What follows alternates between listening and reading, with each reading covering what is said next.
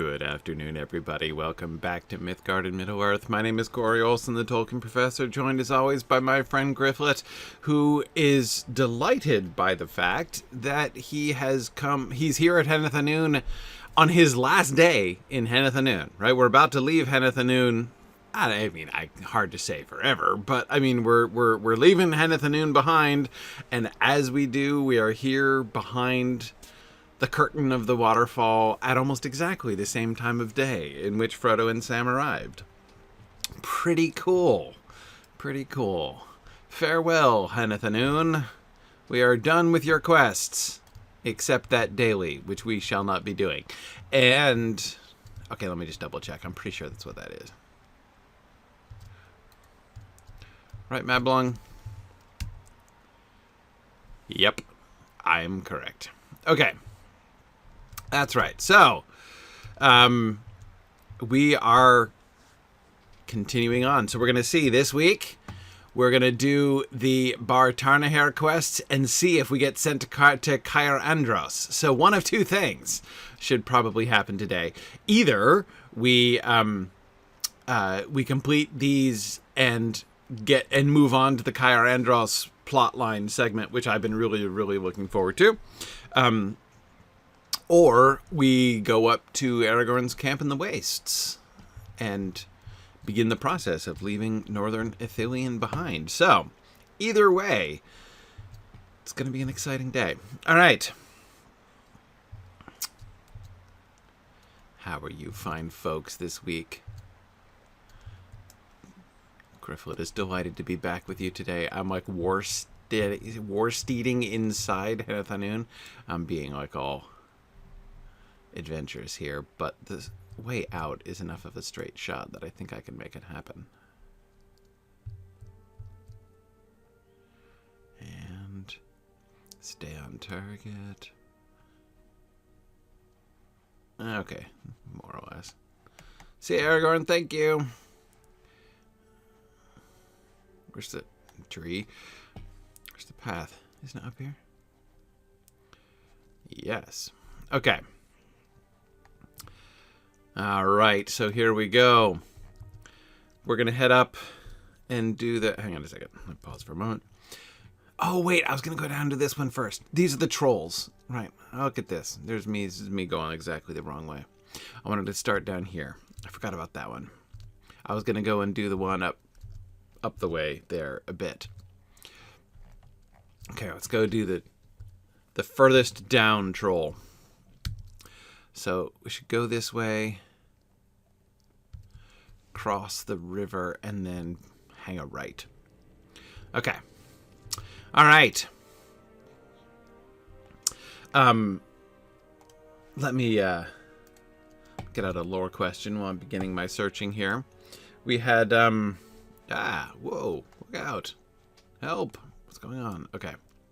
And there's the river I meant to cross. Hang on, let me do this before I turn and read while war-steeding again. Okay, there we go.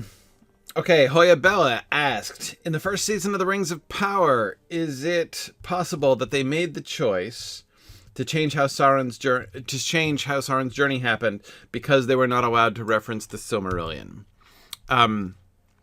Okay, great question. Yes, basically. In part. I would say in part. Okay, hang on. I really don't want to war-steed through here. I would say in part. So, well, actually, I really don't think what they did to Sauron's story really had very much to do with rights questions. So the first, and I've talked about this several times before, but it seems to me it bears repeating. A lot of people have a sort of an over-literal view of what rights restrictions mean. Rights restrictions, all of this is really kind of in the eye of the beholder. Oh. Why am I not stealth? What happened to my stealth? Oh, I got out of it when I jumped off the cliff. Forgot about that.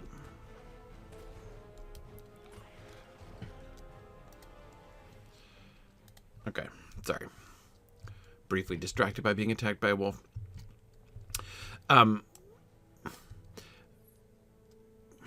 When you do or do not... So, in a situation like this... I mean, it's one thing if, like, you don't have rights to talk about, like, any of the works, like, in a franchise at all, obviously. But if you have the rights to some of Tolkien's books, but not others of Tolkien's books, it gets complicated, right? So if you have the rights to the Lord of the Rings, which Rings of Power does, as does Lotro. So Lotro and the Rings of Power are actually a fascinating kind of contrast to their approach to rights, right? Well, it's not a complete contrast, but we can see it in both cases. In fact, both of them serve as sort of illustrations of this. If you have the rights to the Lord of the Rings and the Hobbit, though the Lord of the Rings is the more relevant one, obviously. If you have the rights to the Lord of the Rings and the Hobbit, you might think, like, okay, so you can talk about anything that's there.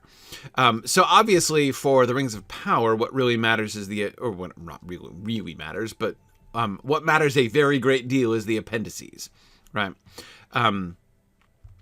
Because, so, okay, I was gonna say, do you think somebody graffitied the troll? No, it's just, I'm sure that graffiti was on the actual helmet while the troll was still alive. Okay. All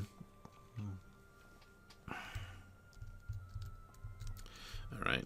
Von troll. Okay.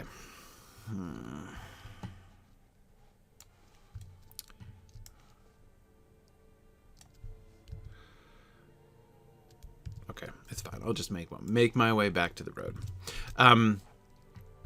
So again, the appendices matter a lot because if it's mentioned in the appendices, they can talk about it. However, it's very clear. I mean, I remember a conversation that I had with Chris Pearson about rights, Lotro rights, years ago. And I was asking about the Beren and Luthien story. I'm like, would you guys ever consider doing, like, flashback instances to things that happen in the Beren and Luthien story? Because I'm like, because Beren and Luthien are in The Lord of the Rings. Like, you could make an argument, that you have rights to the Beren and Luthien story, certainly at least the elements of the story that are actually alluded to and retold in The Lord of the Rings, right? And Chris was very clear on that. He was like, no. no, we couldn't. And the reason is that the lawyers have defined very clear. So, like, the way that the rights work is that a certain story or character can be characterized as, like, essentially sort of belonging to one book or the other, right? Is it a Silmarillion story or is it a Lord of the Rings story? And even if it's alluded to in the other one, if the one you don't have rights to is considered legally the sort of primary version of that story, then you don't just have open rights to, so like one reference, well, let's take another really interesting example, shall we? A very interesting Lotro-specific example, Orome. Orome's name is used in The Lord of the Rings. So you'd think, well, so you can talk about Orome, can't you? Well, no, you can't, because Orome as a character is a Silmarillion character primarily, and his character and his story are attached to the rights to the Silmarillion. So no, you can't just tell the whole Orome story. You certainly could not in Lotro have a whole storyline with Orome explicitly as the main character, right? That would not do because you don't have rights to the Silmarillion, right? But of course, you can use the name Because it's in the Lord of the Rings, right? So, you can have, so there, there's that, isn't it, a minstrel skill, right? Orome's Call, isn't that it? Yeah, exactly. So like they can legally use the name vaguely like that because the name is used vaguely in the Lord of the Rings, right? Perfectly legit. You could also, if you want to, do a plot line that focuses on Orome, so long as you don't, so you can use the name. You can use the so I'm alluding to the Huntsman plotline in where is it, Enedwaith? That's how you like do it without doing it, right? This is why, like, yes, you can do that. Cry of Orome, yeah, there we go. Cry of Orome. This is why rights are not as much of a restriction as people tend to think. It's about lawyers, right? So like you don't, again, if you have the rights to do Tolkien stories, but you don't have rights to the whole thing, it means there are things you can't say.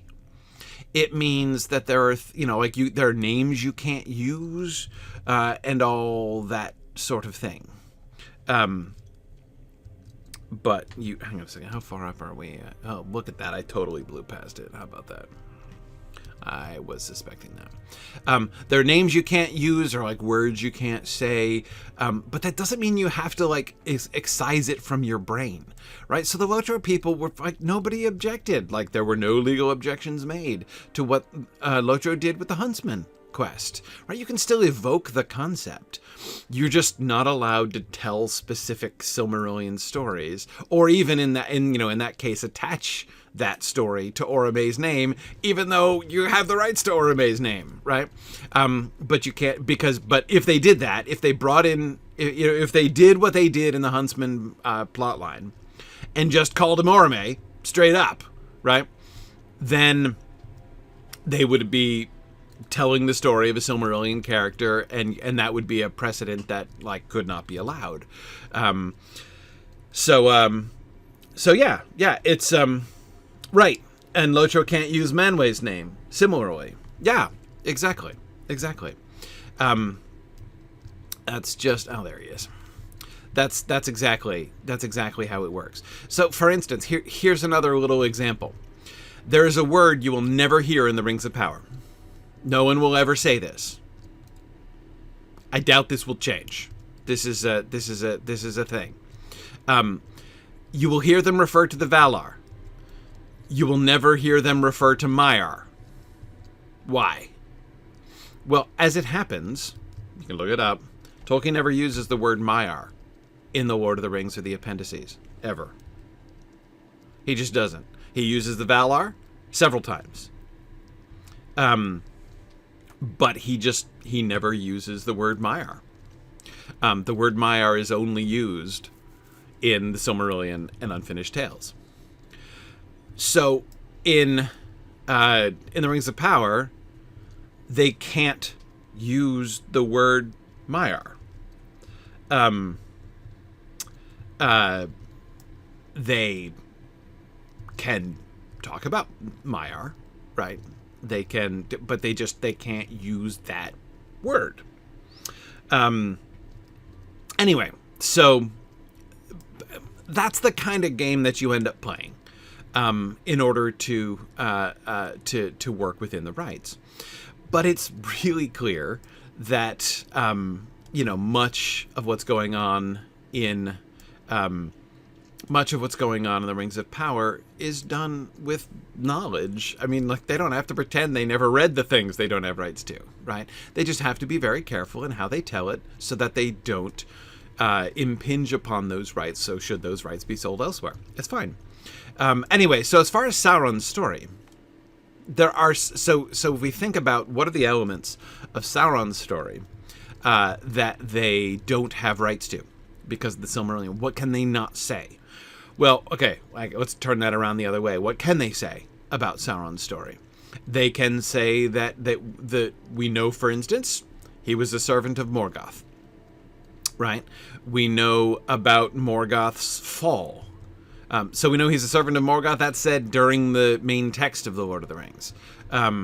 We know that Morgoth fell at the end of the First Age, and that Sauron was remaining and setting up for himself after that, because that's in the appendices. We have... Oh, tell me this troll is up on top of the hill.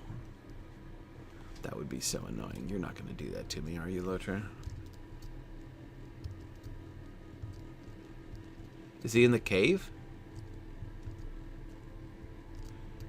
Maybe I have to go in the cave. Is he in the cave?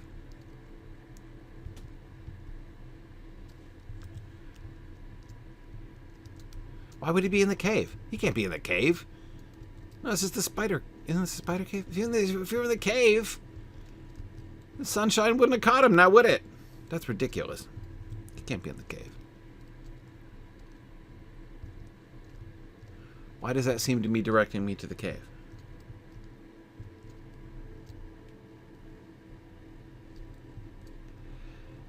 But Phil, if he's sheltered from the sun in the cave, he wouldn't have turned to stone, would he?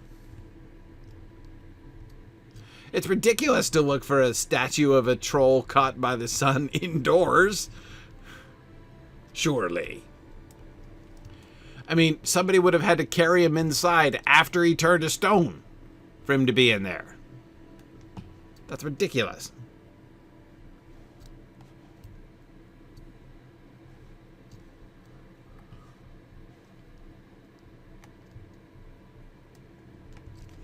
But it really seems to be pointing me there. All right. I'll have another go.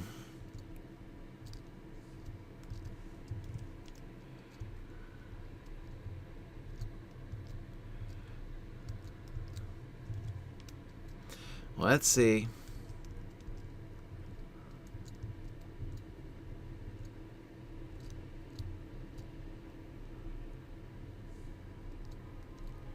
Oh, wait, there's something else I'm supposed to do with this? Search for trolls and search, hang on.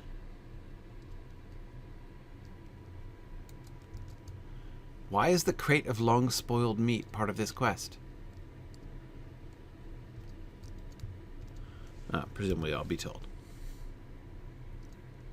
A surprised Morg... Oh, so we get a live troll. Oh, okay. I don't remember live trolls being on the menu here, but that's okay. We can handle this. I thought this was just looking for statues. A surviving Morgul troll.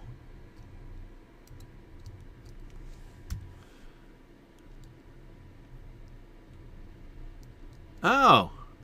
It's like a renewable resource. I have found the ever-flowing fund of cave-bound Morgul trolls. It's a troll vending machine. Indeed. Wow. Okay. So if there's a troll slayer deed up here, here's where you come.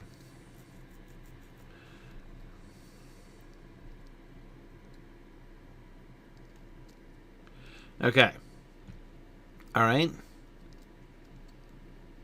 I found an infinite number of trolls.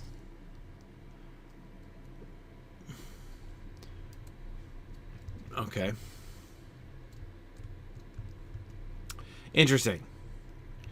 Interesting. Okay, so that's okay, no, look. Never give me that quest again. The herbalism quest is dead to me. Dead to me, I tell you.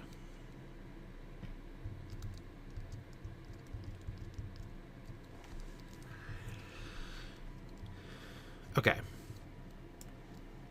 Right. So, in short, I do not believe, ultimately, that the okay, Okay, hang on a second. Who's that up there? All right, that's the vector quest to the camp. Okay, cool. So what are my other quests? I got the top 2. I'm looking for ravenous battle cats, right? Those are going to be down there. I'm looking for ranger supply catches, like always. All right, let me look for some of these northern supply catches, and then we'll head down to the juicy bits of the map where all of those other quests are living. Okay. Anyway, so yes. So in the end, I do not think that rights restrictions impacted the depiction of Sauron very significantly in The Rings of Power. And I have been saying since season 1, there were a lot of people, especially after the last episode of season 1, after episode 8, who were really upset, thinking that, like, Halbrand's few suggestions to Celebrimbor constituted a, like, substitute for the entire Annatar plot. And I've been telling people ever since then, like, I absolutely do not believe that is the case, and that we are going to get the Annatar story. And I felt magnificently vindicated by that highly Annatar centric trailer. Yeah, Drowsnake, exactly. The only thing that could have made me happier than the focus on Annatar would have been a trailer shot of Halbrand's corpse by the side of the road. But it's okay. I'm not insisting on that. And I've also reached the point where I'm like, I don't care. I'm ready to, like, if they want to let me forget that Sauron somehow got onto a boat, like, I'm willing to forget about it. I don't even want to think about it. That still remains for me the most difficult, problematic plot issue. A lot of what happened, there makes it, I'm prepared to accept it as making sense. I still cannot make any sense of why on earth Sauron was in a boat.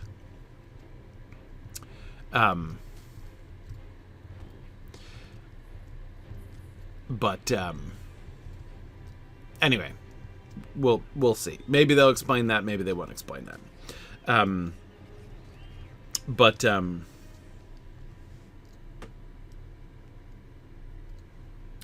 Yeah.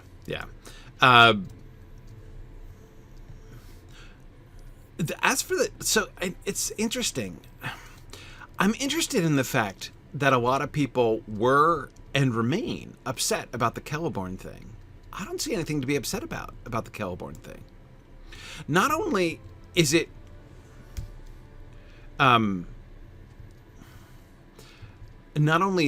quite, like, normal for, so, like, okay, the two of them are separated and have been separated for a long time, and she doesn't know if he's dead or alive.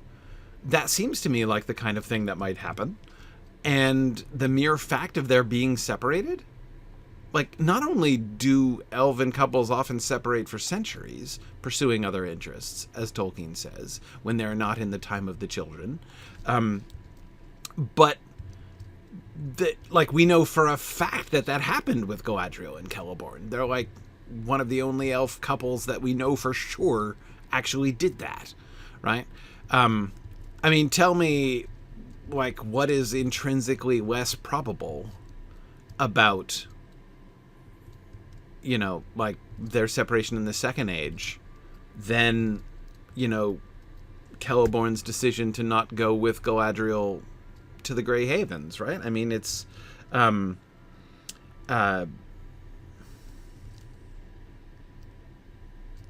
right. Phil says people tend to use the word separated in a rather more literal sense in regular life, so they get confused. Possibly. possibly. I mean, it's an understandable kind of confusion, but it feels to me like part of the issue here is that people are projecting, like human relationship standards upon elves. And one of the things that I think the show does a kind of interesting job of, actually, and a better job in a lot of ways than I saw in the Peter Jackson film, is really prompting us to think about the differences between how elves look at the world and how humans look at the world, or dwarves, right? I mean, that was one of the most interesting versions of that I felt in season 1 was the first meeting between Elrond and Durin, right? When Elrond is like cheerfully ready to pick up their relationship after a separation of only 20 years, right? Which is like a week and a half in elf terms. And he finds Durin furious and feeling abandoned that his friend has missed half his life, his wedding, his children, right? A huge chunk of Durin's life has gone by since he last saw his friend, and he feels abandoned. That's a totally, legitimate kind of normal issue that's going to happen in elf, non-elf relationships. And it's interesting. The relationships between elf spouses is also very different.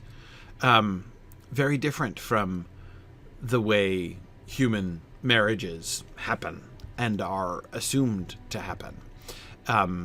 And I like that, if they lean into that, I'm totally fine with that. I think that's interesting. It's challenging. It's different.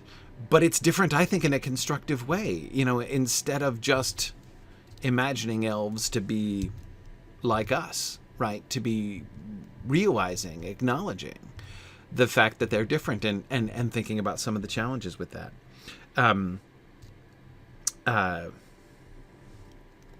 Yeah.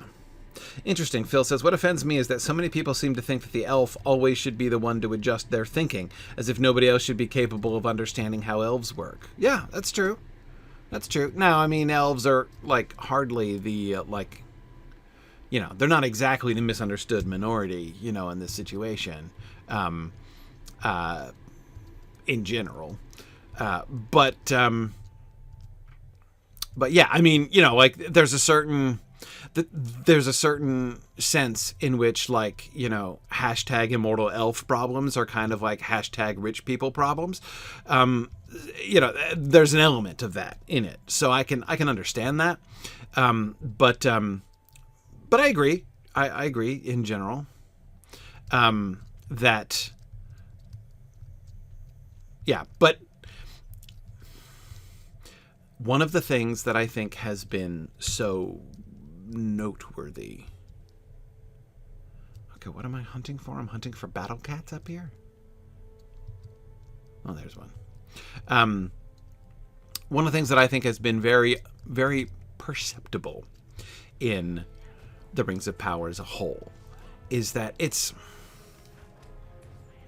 been a very demanding show. It rarely serves things up to you easily, if you see what I mean. It's willing to force you to think about stuff, including Tolkien stuff that you thought you understood. And they are often challenging you to kind of rethink that in new ways, which I find really interesting, but a lot of people find jarring. Even their willingness to depart in small ways from the things that, especially from the things that are mostly Peter Jackson related. For instance, elves having short hair, right? When elf hair in the text, especially in the text of The Lord of the Rings, is almost never described. So again, they do this kind of thing. Yeah. Yeah. Right, JJ says, I'm just hoping we have scenes of Celeborn being corrected by Galadriel constantly once they're together. Yeah, I'd probably want to take a couple centuries on my own, too. Right, exactly. Yeah.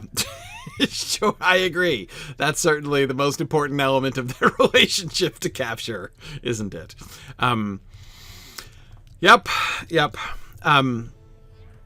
So yeah, I mean, I do.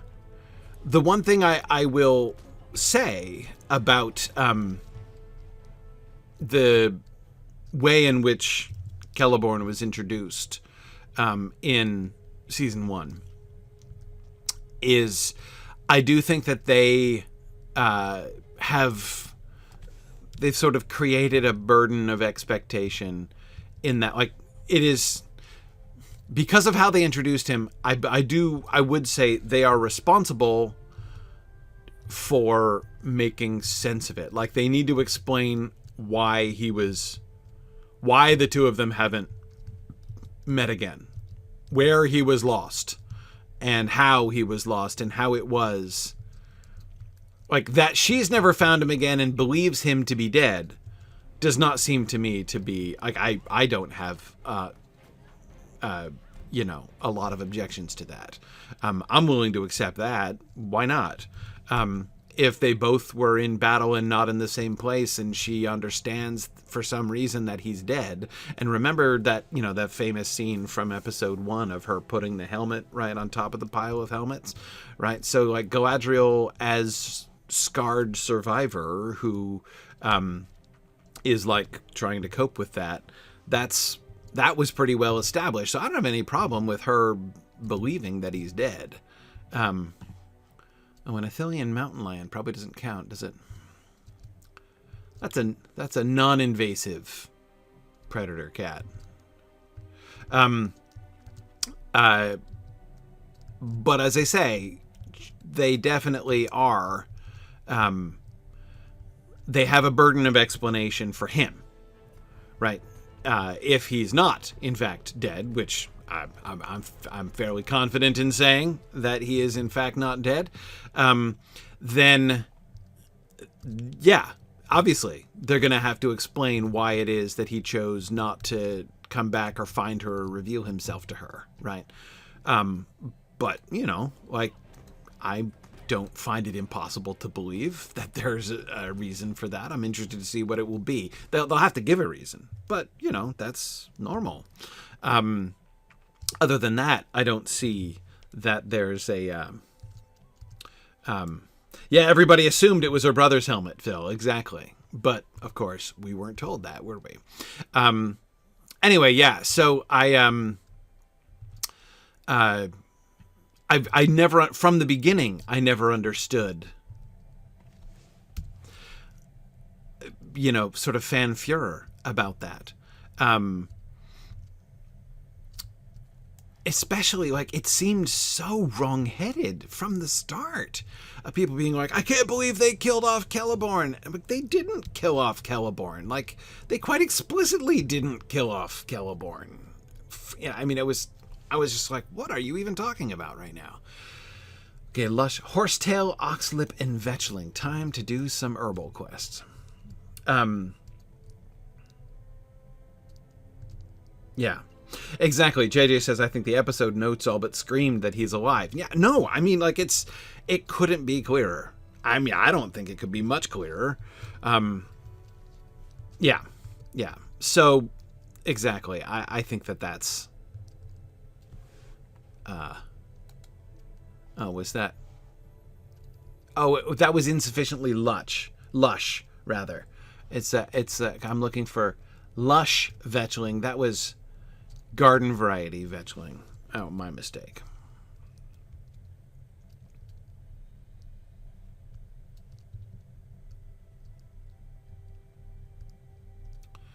Okay. Let's see.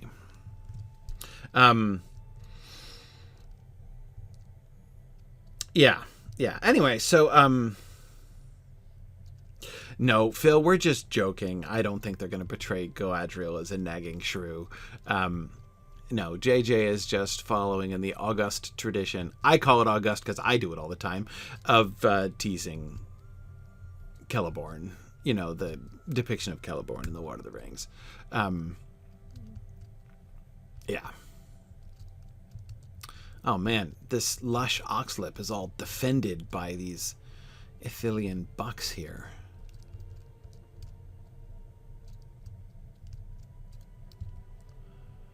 Okay, let's see here. Oh, there we go. Yeah. So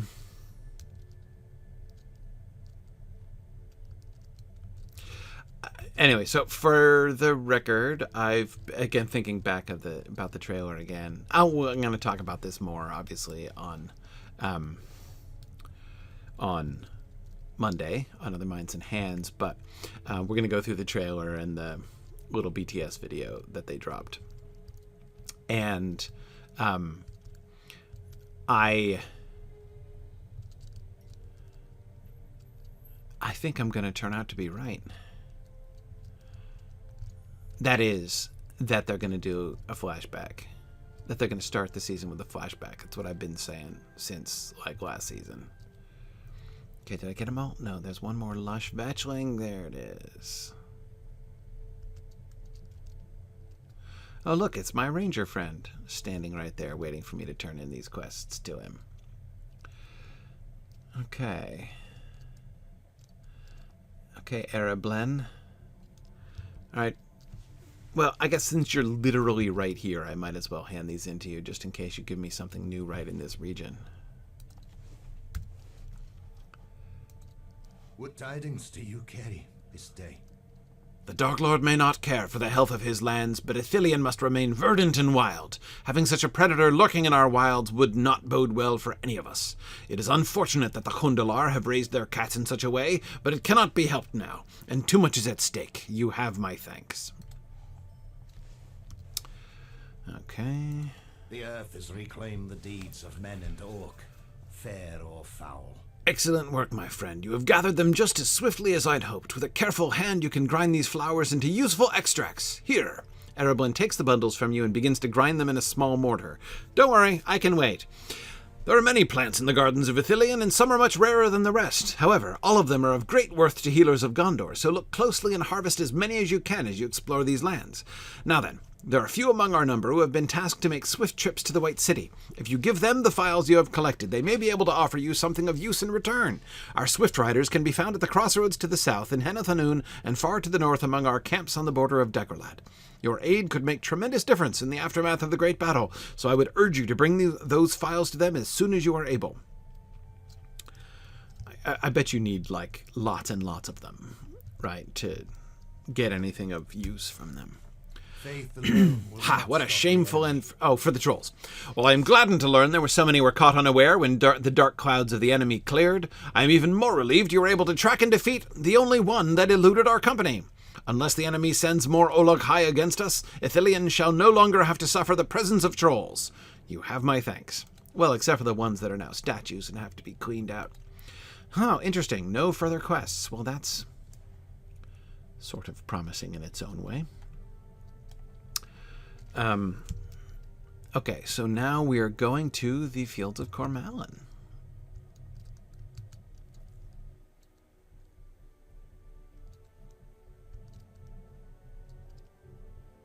Right, JJ's quoting the episode notes from that episode, which was 7, wasn't it, of season 1? Which said, it referred to Celeborn, quote, whom everyone believes to be dead, which is movie code for, but everyone's wrong. Yeah, no, I think that's pretty clear. And again, this is why, like, I honestly thought that it was just, because, like, you know, the hater videos that were coming out right then, you know, and by which I mean the, like, professional haters, like the people whose whole reputation and indeed livelihood is premised upon being hateful to other people and their creative works, which is just, I don't know. Prostitution seems to me a more admirable career choice, frankly. But they were making a lot of hay out of this. They were like, oh, look, see how horrible they are. They killed off Celeborn. They don't care. Like, this is such a major deviation. And I'm like, y'all are just making fools of yourselves. But so many people seem to buy that. It was so strange. It was a really interesting illustration to me of the ways in which, the determination to think ill of something slants your interpretation so much. Like, you don't even process what is there, when you're determined to be finding fault, right? Confirmation bias. Exactly. They were people looking for confirmation that they were like disregarding Tolkien and Tolkien stories, and so immediately believed that they found it when it was perfectly ridiculous. That reading always was perfectly ridiculous. Anyway,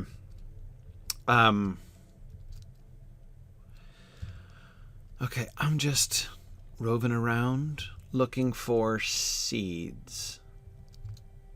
Gosh, there's a lot of them, except they're not very thick on the ground around here.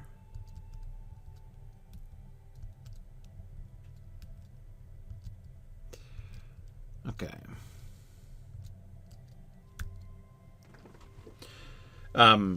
Excellent. While I'm hunting for seeds, let me do another question. Fingan120 asked, why was Gandalf able to dispel Theoden's despair but not Denethor's? Was it because of the dawnless day and Gandalf couldn't open a window to let sunlight in? No, it's absolutely due to the will of the people involved. Denethor wasn't having it. That's why. Yes. Theoden, it's about how the two of them responded to Gandalf.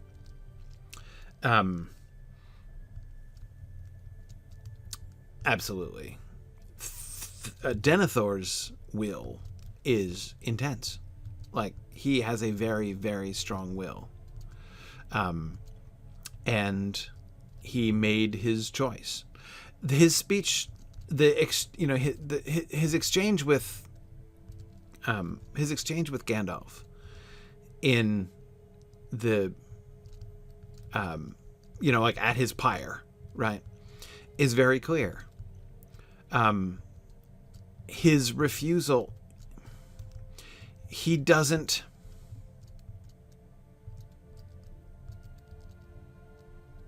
think of the things that he sort of responds to or accepts.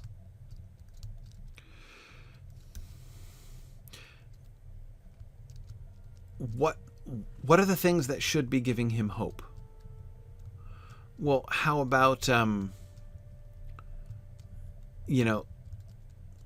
the king might be returning to Gondor after all these years.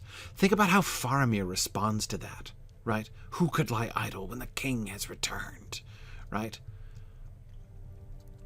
How does Denethor respond? Denethor knows.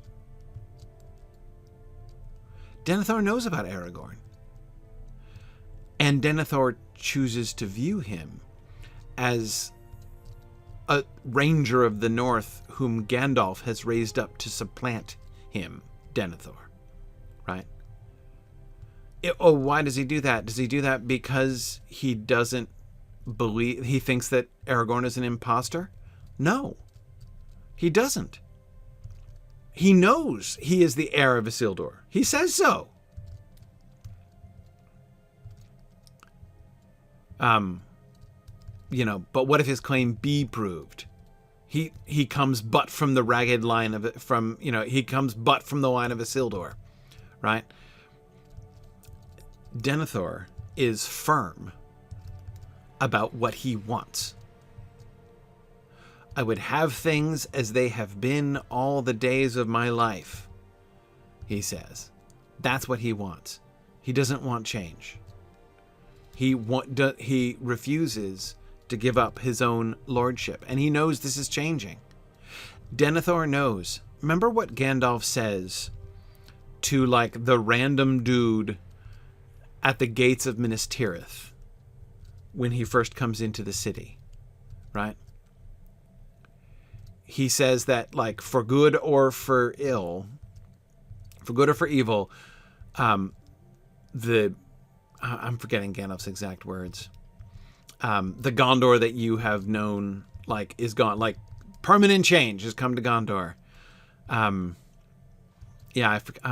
not coming up with the exact quotation. But he comes and he announces the end of the Gondor that they have all known.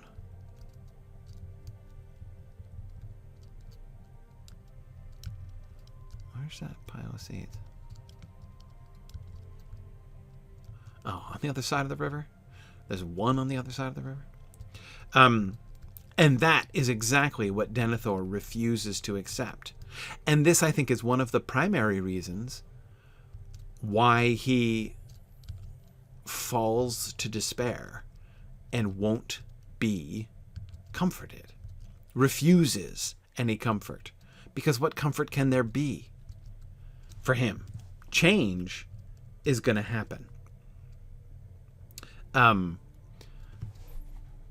What Gandalf announces is precisely what Denethor, sees coming, right? What he feels is coming and wants to resist. Okay,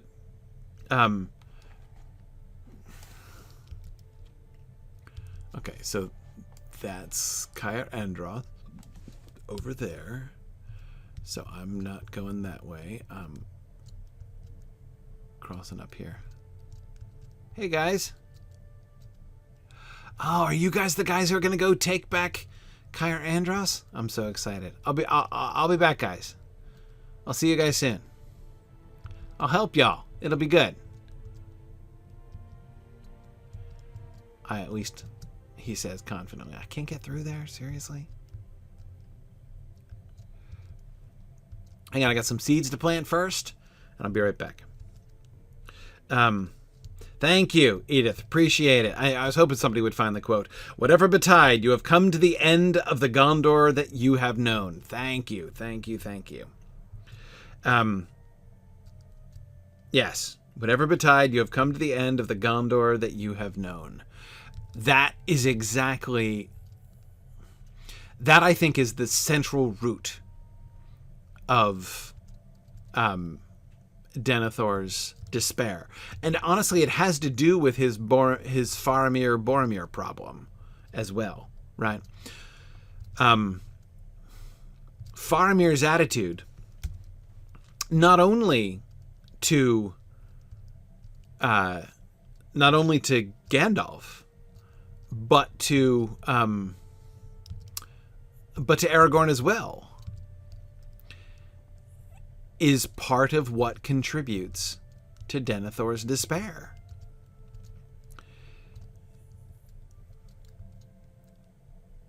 When he says that he wants, a son that would follow him and no wizard's pupil, he won't submit to what is coming. He won't submit to the change, to the diminution of their honor and power of the stewards, right? By the return of the king and everything else that's to come. And he knows Faramir will,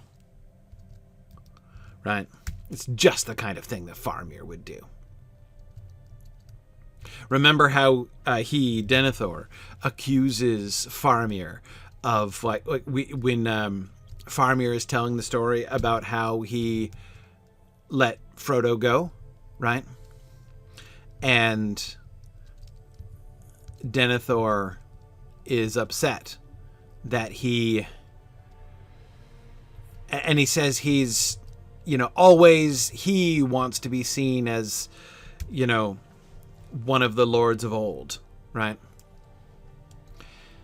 Faramir does not have the modern and realistic viewpoint that Denethor wishes he would have. In other words, Faramir is not going to cling to their dignity and to the past in the same way that Denethor is doing and has done. And he believes that Boromir would have done. By the way, I think he's wrong. But he believes.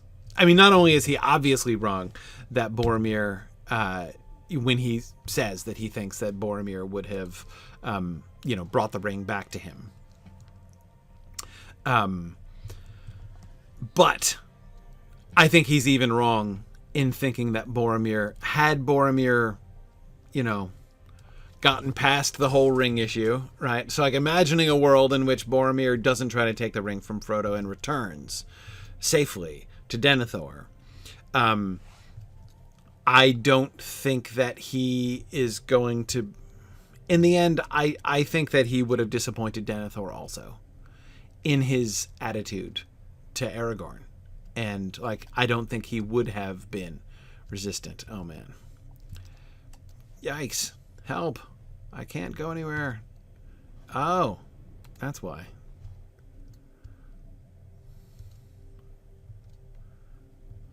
It's okay, man. I'll go on foot. Whoa. Yikes. Rubber banded to a totally different part of the map.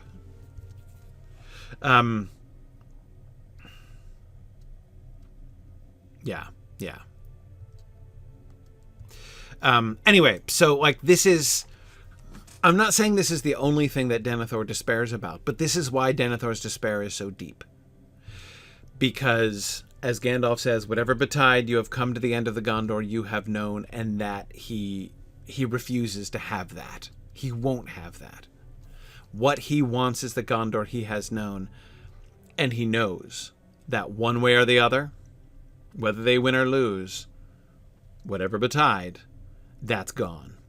JJ, I think that is a really, really great way of saying it. That Theoden despaired because of lies, but Denethor despairs because of truth. Yeah, I agree. But again, back to my original point, which is that it's about their choice, right? How do they respond to the opportunity for hope? They're both given reason to hope, Denethor and Faramir. Denethor, both of them are too, yes. Denethor and Theoden. But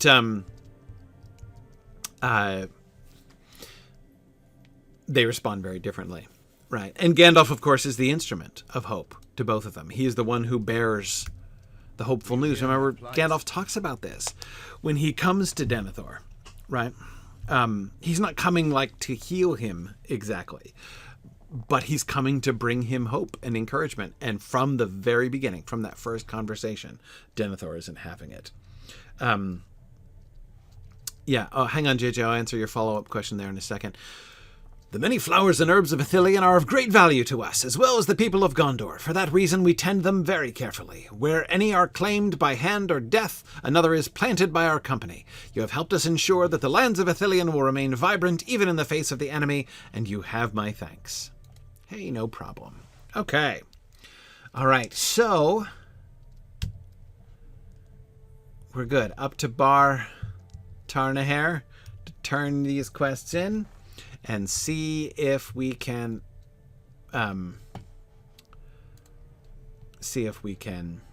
get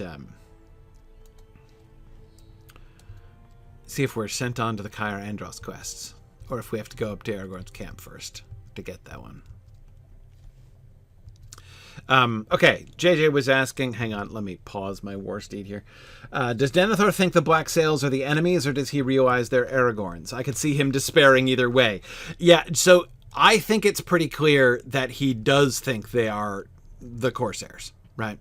What he says to Gandalf about how his hope cheats him, and even now the wind of thy hope wafts north a fleet with black sails. He brings that up as an argument against Gandalf's hope, right? This is proof that your hope is folly and useless, right?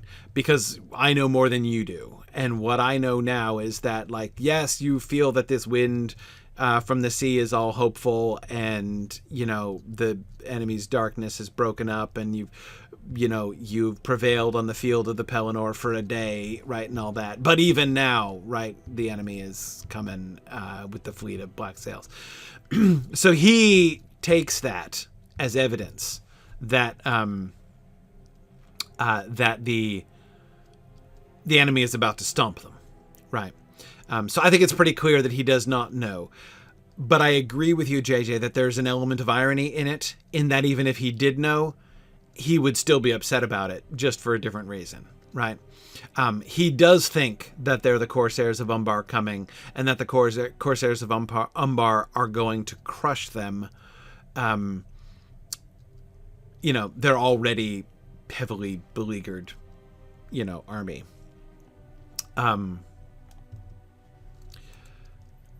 But if he did know the truth, he'd still be despairing, just for a different reason.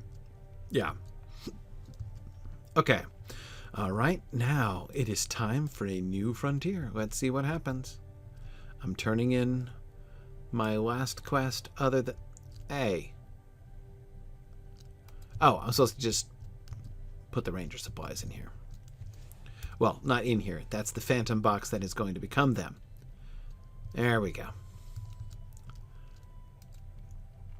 Hey, Gimli, what do you say? The soldiers that came with us have become increasingly troubled. The soldiers that came with us, Unrath of Rohan and Maigur of Gondor, well, they have become increasingly more and more troubled as the day wore on. I have given some thought to how I might ease their minds, but my skill is with axes, not with speechcraft. Perhaps you can do something to ease their worries? Is the trip to Cair Andros going to be my idea? Oh, that'd be kind of cool. If we do not seek victory, why then must we throw our lives away? Gryfflet, I am a man of Rohan, and will do as Éomer King commands, but my resolve is tested with every step toward the Black Land of Mordor. Is it true that our commanders do not hope to achieve victory through battle? Then why must we throw our lives away? Yeah, that's kind of a hard thing to give away. You know what I mean? Like, okay, everybody, we're all going to certain death. It's a lot to ask. I would do anything for the Markin, gladly, but would it not be better to take these soldiers and man a strong defense at Minas Tirith? There are strongholds in Rohan at which we could last for years if need be. I fought at the Hornburg, and am well tested by the battle that was fought there. An unnatural dread seizes my heart, but there is more to this than fear. I cannot believe that Éomer King or King Elessar of Gondor would so easily throw their lives away, and ours with them. How can this be their choice? This is great. Unreth's courage fails, and he looks to you for reassurance. Hey, Maigur, you have similar thoughts? I will die for Gondor if I must, but I do not want to die needlessly. I am no coward, Gryfflet, but I have to ask if there is any wisdom in this march to Mordor. I would serve King Elessar in all things and do whatever he commands, but I fear that he does not know what it is he asks of us. I thought his host was of a goodly size when we marched through Osgiliath, but now that we have crossed into the wild, I see that it is smaller than I thought at first. It can be no match for the armies of Mordor. I will die for Gondor if I must for Gondor to survive, but I do not want to lay down my life needlessly. If this march is folly, as I deem it to be, how can it be the king's command? How will 6,000 fallen soldiers at the Black Gate save Gondor? It cannot. It cannot. I love this. I think this is so well written. Both of them are, not being merely cowards, right? They're not just being like, I'm too scared to go on. I need my mommy. Like that's not what's going on here. This is illustrating the genuinely difficult position that Aragorn and Gandalf are sort of placed in, right? They are making the choice, a choice that is based on Estel rather than Amdir, right? On the sort of the faith in the big picture rather than in the hope for success in what they're doing. They know that that it's a shrewd move, that there's good reason, that in fact, as Mygor does not understand and cannot understand, there is value to 6,000 of them going and dying at the Black Gate, potentially, right? If it were to contribute to Frodo getting through and destroying the Ring of Power, then yeah, it would be worth it. But they can't say that, right? They can't explain that to anybody. So the only reason they can give, even to their own soldiers, is that they're going to attack the enemy, right? So yeah, that's really... it really is a difficult, it's a very hard sell. Think about Imrahil saying that, it's like a jest, right? It's literally a joke for them to go and attack Mordor. Well, surely he's not going to be the only one in the army who thinks it's a joke, right?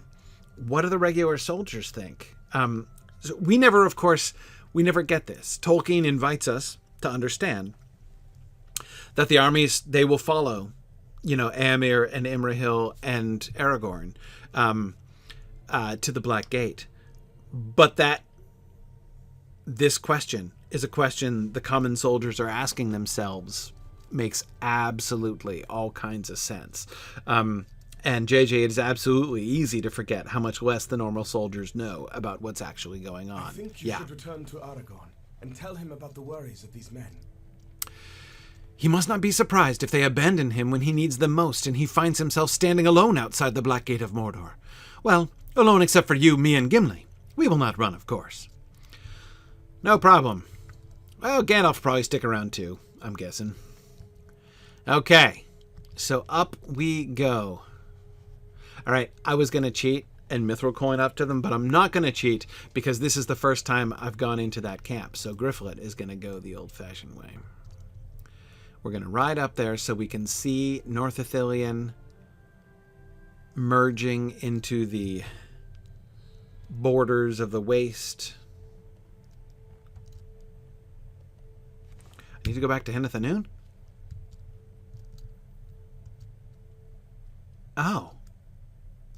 Oh, I gotta talk to Aragorn outside of Henneth Annûn. I didn't... Okay, actually, hang on a second. That one I'll mithril coin to.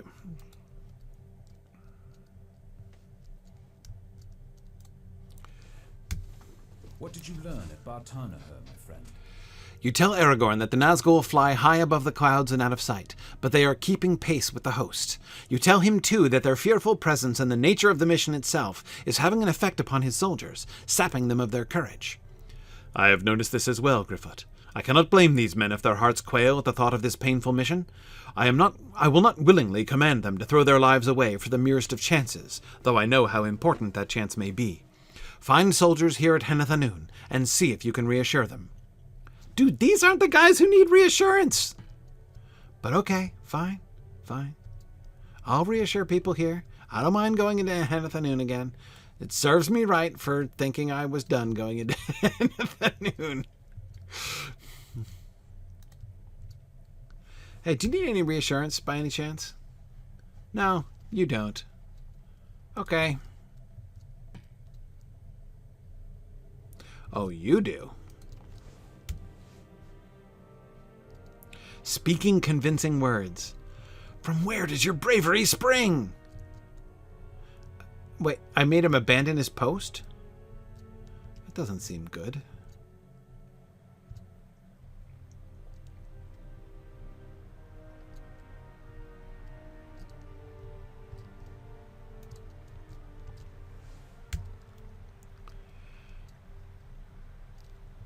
I fear my courage, but I will stand my ground.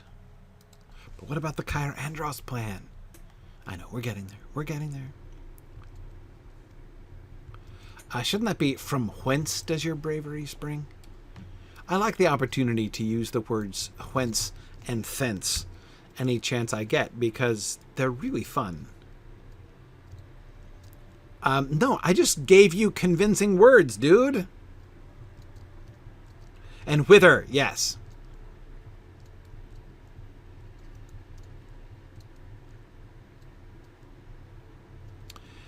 I thought there might be somebody up here at the Outlook who is in need of convincing words.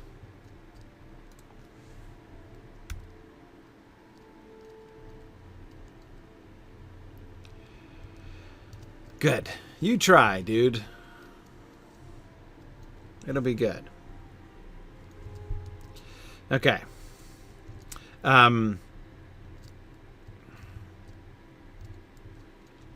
Hither, thither, and yon, Phil? Yeah, agreed. Agreed. Okay.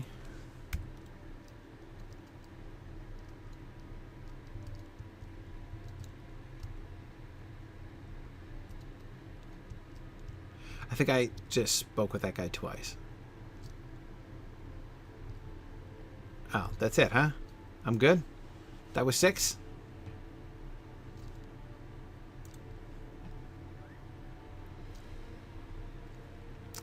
Alright.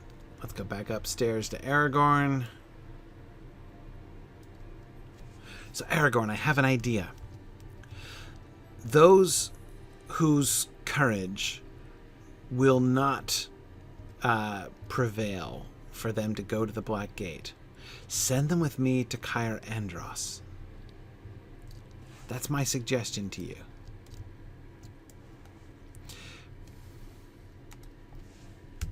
Thank you. Maybe there's a task within their measure they could be set to do. Thank you for your efforts, Gryfflet. I have given some thought to the problem of what to do if more men prove faint of heart as we approach Mordor. It will soon be put to the test, I think. Let us move forward along the road, north to the border of Dagorlad. We will establish a camp at the wood's edge, and make ready for the final leg of the march to Mordor. I will speak with you at our camp on the border of Dagorlad when we arrive. Great! All right. Now, we're good to go.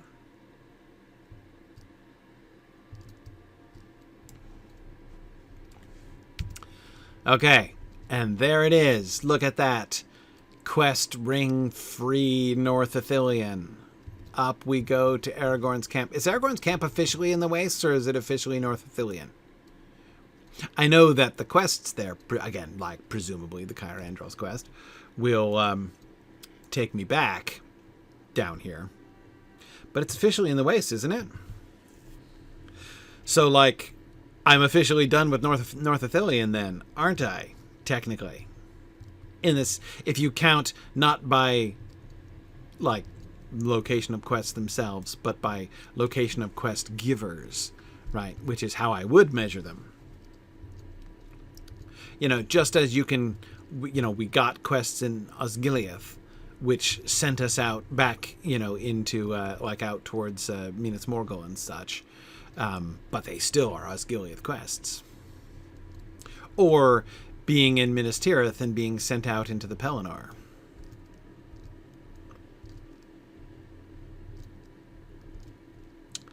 There we go. I think we're done with North Ithilien. Very exciting.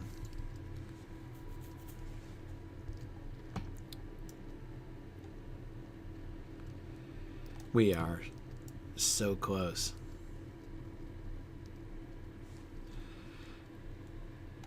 Gryfflet just moving his way through. You know, I was thinking recently how many times over Gryfflet would be my, like, highest level character in Lotro if I didn't freeze him all the time. But even with all the freezing that I've been doing with him, he's getting there. He's getting there. Wigand is higher, the one that I keep buffing up in XP in order to power him through the epic quest line. But, yeah. Wait, did Gryfflet ever talk to whom, Phil? Milgamel? Who's that?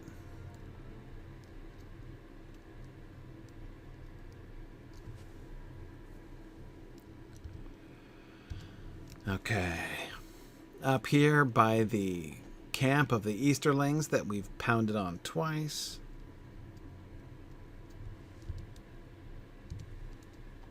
Look, if she's one of the herbalists of North Ithilien, I want nothing to do with her.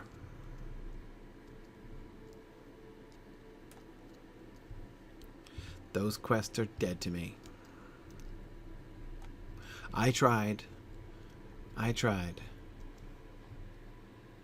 They spurned me.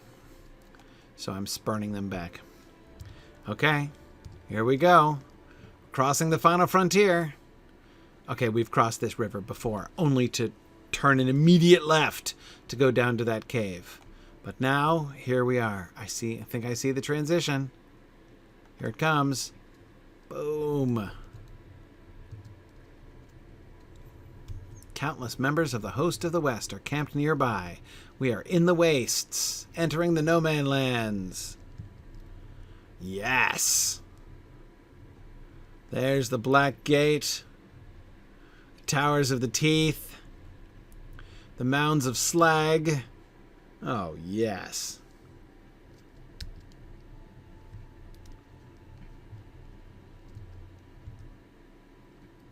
Hey guys, sorry I was like war-steeding when I blew past you there. No offense. I trust. Okay. I think we got a stable master here.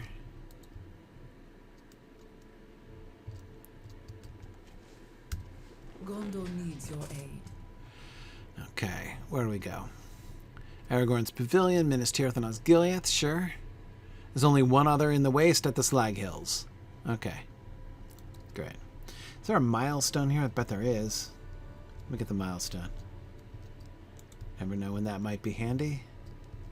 I think the other one I have is still at Henneth Annûn. Right? Where'd it go? Helm's Deep? Yeah, Henneth Annûn. There's the one. Okay. Okay. There's Aragorn and Gandalf. Is this my vector quest, dude? Damrod. I think it is.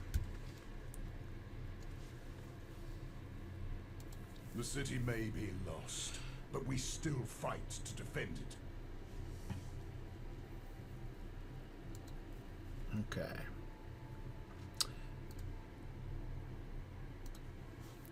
Gryfflet, for a moment I was afraid you had left our company behind. It was a foolish worry. But fear has a smothering presence so close to the Black Land. Damrod shifts uneasily, but is quick to hide his concern. This is it, my friend. Soon we shall pass from the lands of Gondor onto the battle plain, Dagorlad. While the Rangers and I often patrol the lands of Dagorlad, the enemy cannot mistake our purpose in mustering so many to its border. We have fought through exhaustion, and now we must draw up our weapons once more. I am glad that all of us shall stand together as we march on the Black Gate. Okay. Every victory, no matter how small, is worth the effort in these dark days. Oh, this is the pure vector quest. Great. You received my message. With the conflicts in North Ithilien behind us, I trust you are well enough to see the conflicts are behind us. Ithilien, behind us. We are in the wastes now, officially. Excellent. So are we still in Gondor Gambolling? Now, does this still count as Gondor Gambolling, technically? Or is this like the beginning of Mordor? Question to be asked.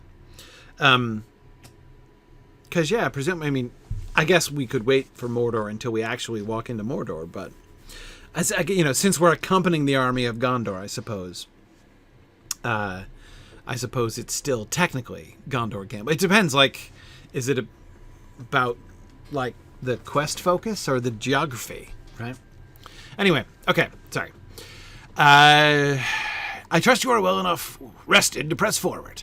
The host of the West prepares for the final leg of this journey. It will be perilous as the terrain is unkind and the enemies numerous. Since we know these lands better than any ally of Gondor, Aragorn has sent the Rangers of Ithilien ahead to ensure safe passage. If you are able to lend us your arms, Mablung is coordinating the Rangers from the camp of the host. Speak to him if you would. I am sure he would be glad to see you. No problem, Damrod.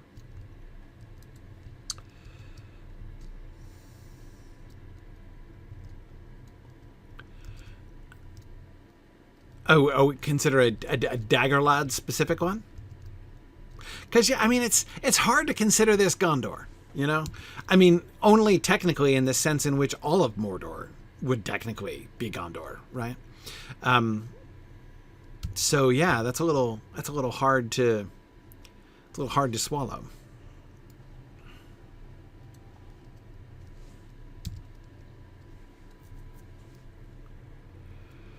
Okay, we've got Rangers here. We've got Éomer King. There's Amlan. Orthon. Look at this. Look at Mincham in the classic ranger pose. Right? Mincham is like bringing Eriador to Dagorlad. Nethra.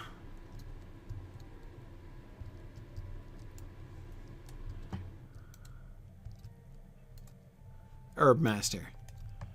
That Herbmaster is dead to me. Okay. Alright, hang on, Éomer. Let me turn in my quest up here. What do you say? Gandalf, who is no longer called Gandalf. The Dark Lord knows well of our approach. The Dark Lord knows well of our approach, and we shall soon learn what manner of trap he has devised for us before the Black Gate. Let us hope that he remains blind to the trap we have laid in turn, and even more so that our chance victory might be won. We are nearing the end of our journey, Gryfflet, and Aragorn will soon have need of us all.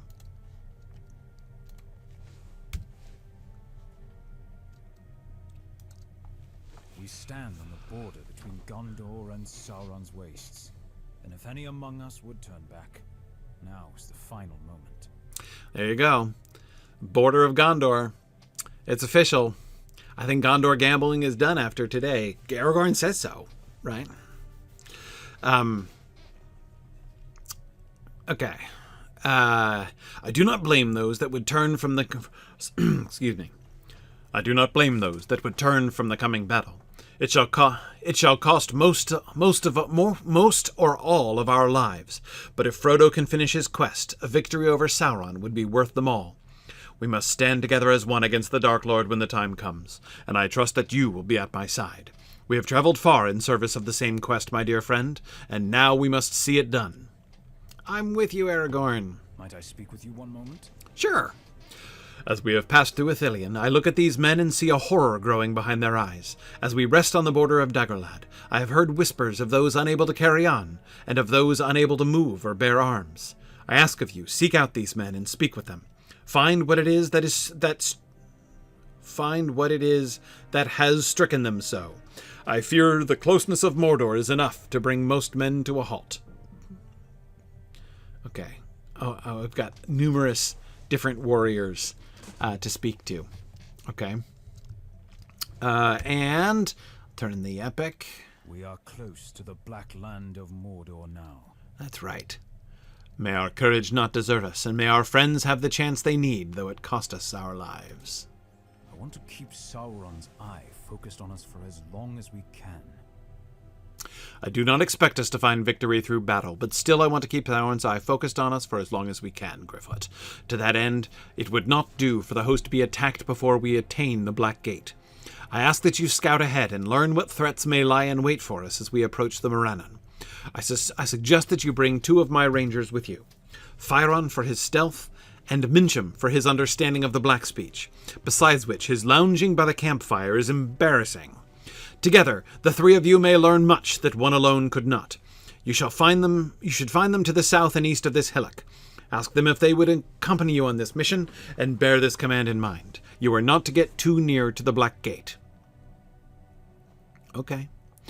And it's time for a new cosmetic set. Cloak of the Steadfast March, huh?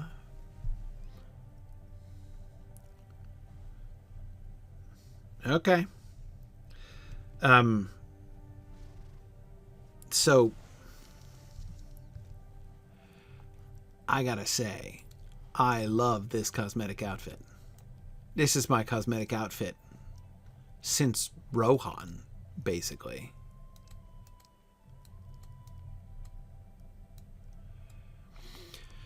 But, you know, When in Rome, like I will assume the new cosmetic outfit. Hopefully it's another complete set like this one.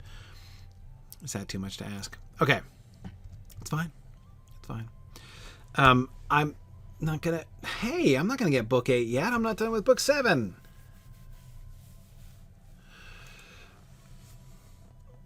Okay. With such a journey ahead, I count myself and this host fortunate to have you here at my side. Yet my thoughts stray back to Minas Tirith, and to those we left behind.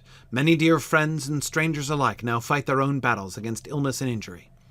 It was with great sadness that I could not tend them all, but the greater matters of the Dark Lord and the Ring-Bearer's hidden quest have called me away. I know not if I shall ever return to Minas Tirith, and I worry for the fates of those we left behind, if I fall in our final gambit. Do you remember the master herbalist we encountered during my brief time in the city? The one called Galathir? He was unfit for his post, and could have caused great harm to those in his care, but I had not the means to send him from the Houses of Healing, not without declaring myself. I ask that you return to the Houses of Healing in Minas Tirith and speak with the healer Ioreth. Ensure that she keeps Galathir's ruinous tinctures from the wounded, and have her be my eyes in the High Hall. She will heed my words, even if they are delivered in my stead. You are one of the swiftest riders among my ranks, and I entrust this task to you alone. Go with haste, my friend. Once you have returned, we can continue planning our course into the wastes. Hey, I jaunt back to Minas Tirith. Didn't see that coming. Okay. Gryfflet, while those of faint hearts have departed... No, they haven't. No, they haven't. I'm not ready for this quest yet. Neither of those next 2 quests. Aragorn, keep your quests to yourselves until I'm ready for them. Trying to be a completionist over here.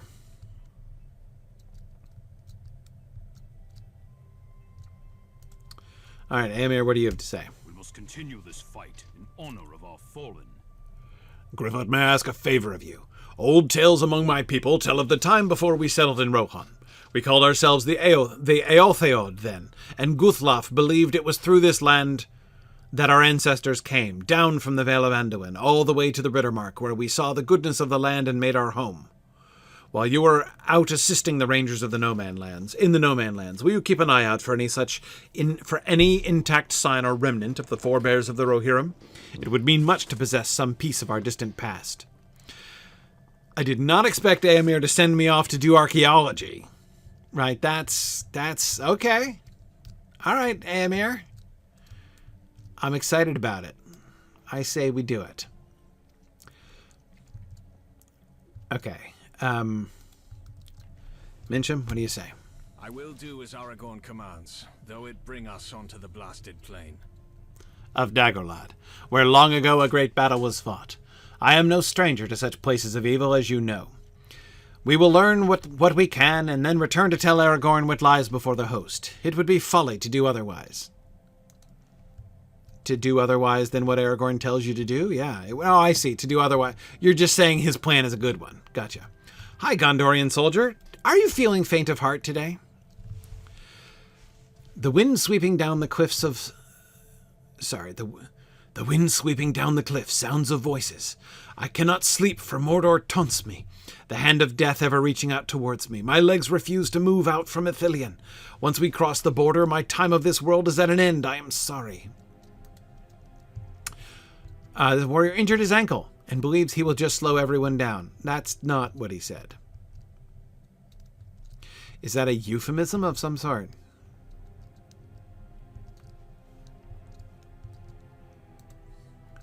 Duinhir.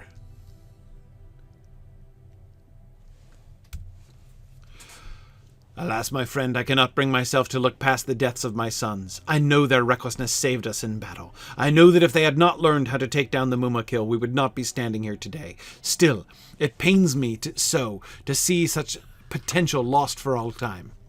I cannot keep going, knowing that my death would certainly be the undoing of my dear Rosvin. Oh, that is really interesting. Duinhir as... still shattered after the loss of his sons. I was wondering if they were going to, set anyone to lead the faint-hearted to Cair Andros. Duinhir is a great choice. That is very cool. Okay, where are we at? So Mablung is up ahead, but the rest of them are behind. So let me go find my friends, the Scared Warrior and the Uncertain Warrior.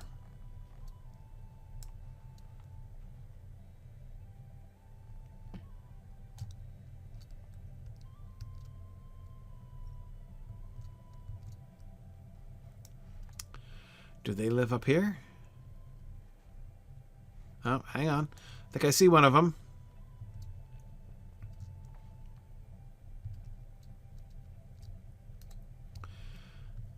Oh, it's the Gondorian soldier. The enemy gains ground, yet you trouble me with your trifles. I am just a farmer from Lasarnach. I know the land, not war. If I pick up my sword, I will surely perish here. Which one were you? You were the uncertain warrior. The warrior does not agree with Aragorn's plan. The warrior does not agree with Aragorn's almost explicitly suicidal plan. I mean, not suicidal in the sense of seeking death, but Faye. It's certainly, it's you know, yeah, it's embracing death. Fire on. Be warned, there will not be much cover on the plains of Dagorlad. I will go with you onto the plains of Dagorlad and scout ahead of the host, but be warned. There will not be much cover in that place, and we may be exposed to unfriendly eyes. It will take all of my stealthy arts to keep us safe, but I will do what I can.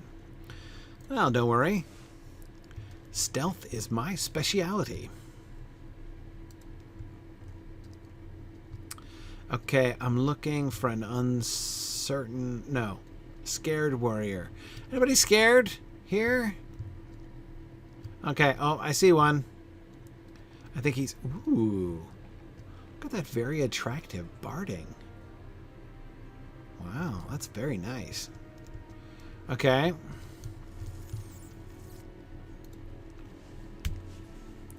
The earth has reclaimed the deeds of men and orc, fair or foul. Brave hobbit, I have only heard of Mordor in tales from my mother to keep me out of trouble when I was a young lad. I am not much older now, as you can see. I am frightened, to be honest. Understood, man. Understood.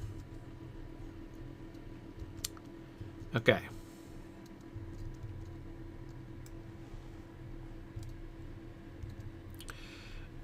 Would they have horses standing around wearing all that heavy gear in real life? Certainly not. They would only put it on when they rode out into battle, but it is very handsome. Langlas. Sure I do. Wait a moment, if you would. Langlas removes a small packet from within the folds of his cloak and hands it out to you. Mincham tells me that you and Fyron will be leaving to scout the slag hills of Dagorlad in the advance of the host. That will be dangerous, for there is little cover on the battle plain. Take this packet of herbs with you.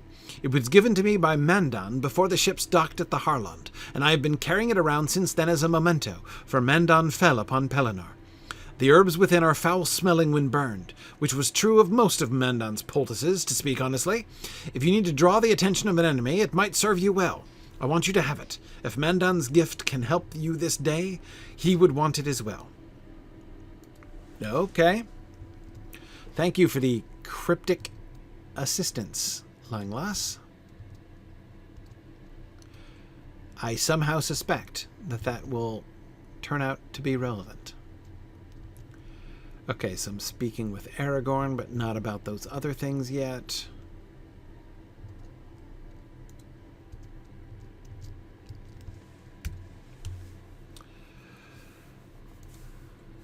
I trust you, Fyron, and Mincham, as I would trust no others. Thank you for undertaking this mission. Dagorlad is an inhospitable land, but it will be difficult to remain unseen. But I trust you, Fyron, and Mincham as I would trust no others. Mincham? Was he using Cham? Hang on. Do it again, Aragorn.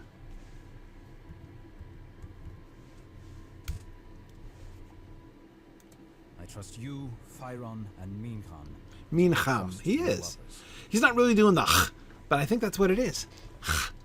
Okay, I can do the ch. I love it. Mincham, Mincham, Mincham. Okay. All right. Remember, do not get too close to the Black Gate. Right. Hang on, I'm not ready for that yet. Men, listen to me. If you are not able to tread further, then go. Okay, so this is really great, but that voiceover, I know, so my understanding from the beginning it has come to my attention that there are people who play video games who don't read the text. I find this shocking myself, right?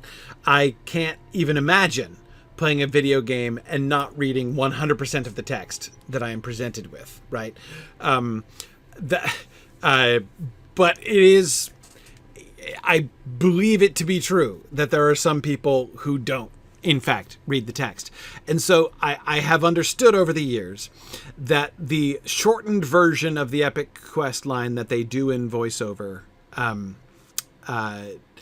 is designed to basically make sure that people have the gist of that story. So they select out a snippet, which is like the essence and heart of what is said there, and that's fine. It's not that voiceover snippet doesn't capture it. Like, that is the essence, but man, it really changes the whole spirit of the thing. Men, listen to me. Right. If you are not able to tread further, then go.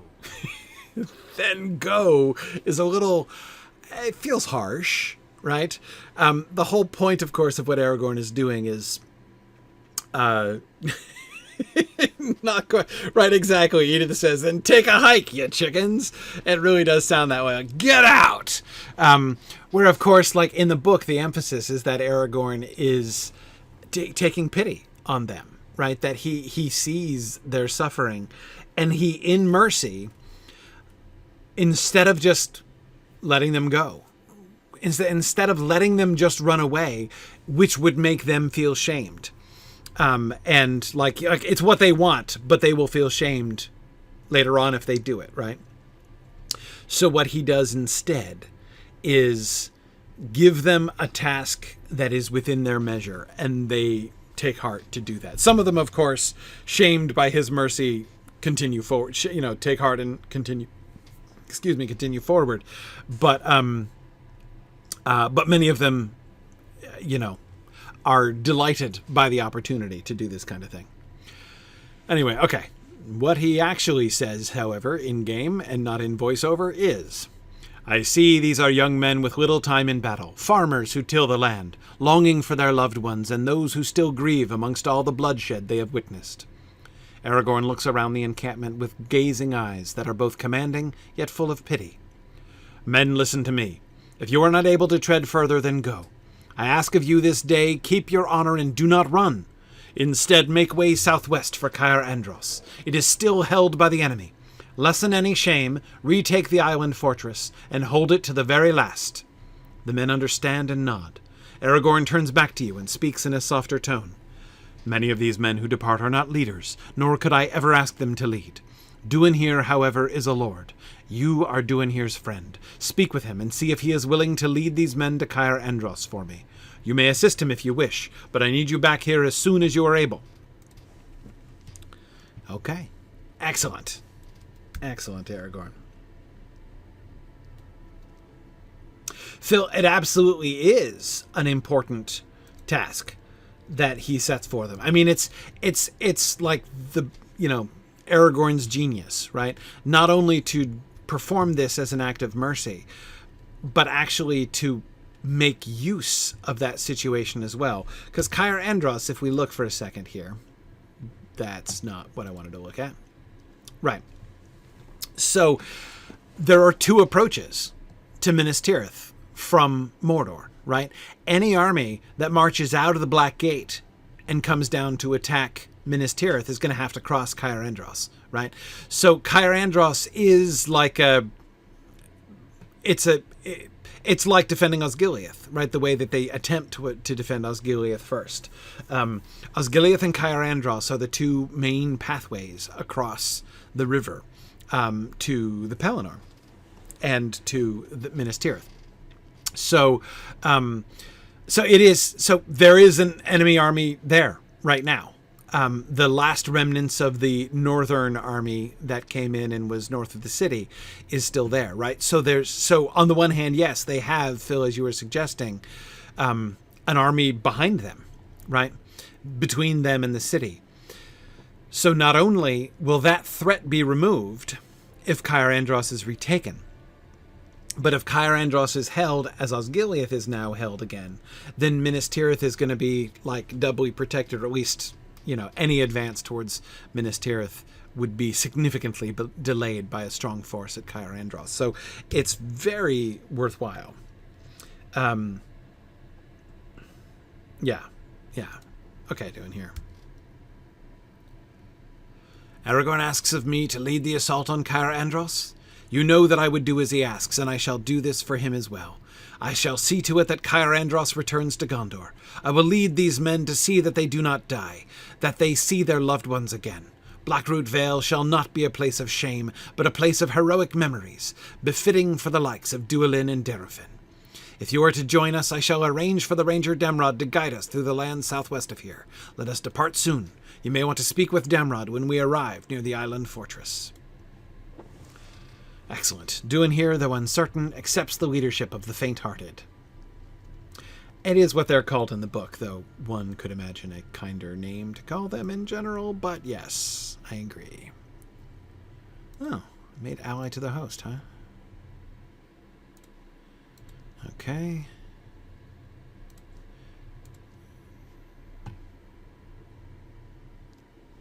Great.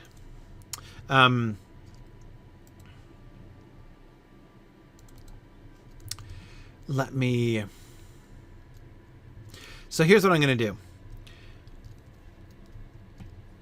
I'm going to... I don't have that much time. I want to do the southward stuff first. Let me pop down to Ioreth.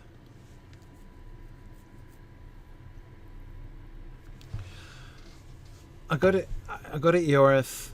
I definitely want to do the Cair Andros quest line first before I go north. So that's why I'm postponing activating the scouting the Slag Hills of Dagorlad quest. Hang